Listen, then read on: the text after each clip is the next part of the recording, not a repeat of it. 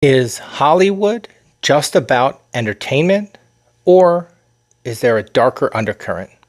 Have you ever paused and truly wondered about the symbolism, the recurring themes, the almost overt displays that seem to hint at something else? Many talk about devil worshippers in the elite circles. But why? If such forces exist, what's their ultimate endgame? I'm going to propose a theory. It comes down to one primal desire: worship.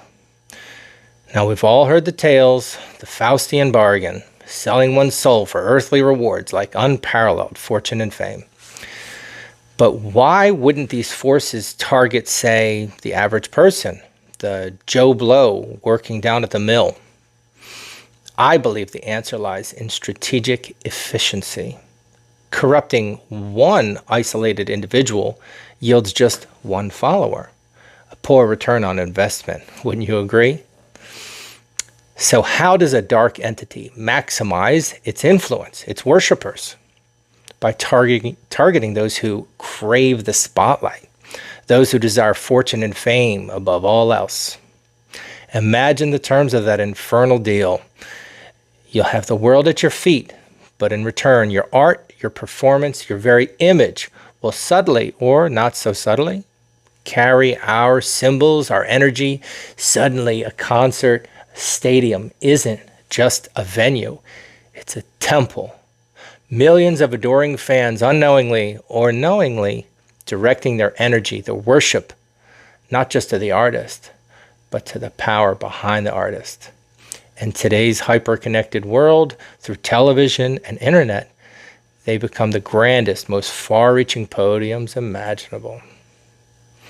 Think about it. Every time people sing along, emulate, or idolize these figures who display such imagery, they could, by proxy, feeding the very entity that craves that devotion. If worship is the ultimate currency for these forces, then this strategy isn't just cunning, it's chillingly brilliant. Is it just about numbers, or is there a deeper, more perverse satisfaction?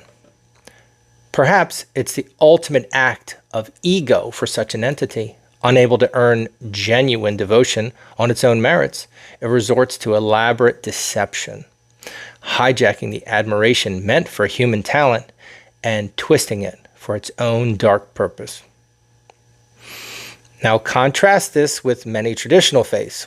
While no human institution is perfect, their foundational aim is rarely rooted in such deception. Often, they offer paths to self-improvement, community, and what they perceive as positive moral values. I mention this not to endorse any particular religion, that's a personal journey for everyone, but to highlight the stark difference, the two sides of a timeless coin. Influence through inspiration versus influence through infiltration. The pursuit of light versus the subtle embrace of shadow. The more I observe the world, the more I become convinced that evil isn't just an abstract concept. It can be an active, tangible force. And I plan to delve deeper into the nature of this evil in a future video. It seems to have woven its tendrils deep into the fabric of society, hijacking not just the entertainment industry, but potentially influencing leadership and the corridors of power. This makes the struggle for truth and goodness feel like a monumental uphill battle.